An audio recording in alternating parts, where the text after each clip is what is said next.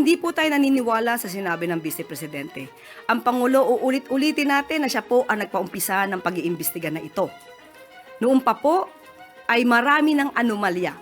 Since 2020, sinabi na po natin na marami na pong ghost projects pero wala pong ganitong klaseng pag-iimbestigang nangyari.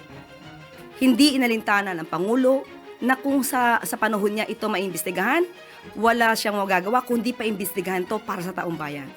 So kung sino man yung nagsasabing walang trust and confidence, siguro siya po mismo ang maglahad kung meron siyang nakakaharap na anomalya patungkol sa mga korupsyon, sa ghost students, ghost food packs na kinapalooban or kinasangkutan ng DBM, or rather DepEd, sa kanyang pamumuno, dapat manguna po siya sa kanyang pagpapaliwanag kung siya po ay naniniwala sa transparency and accountability.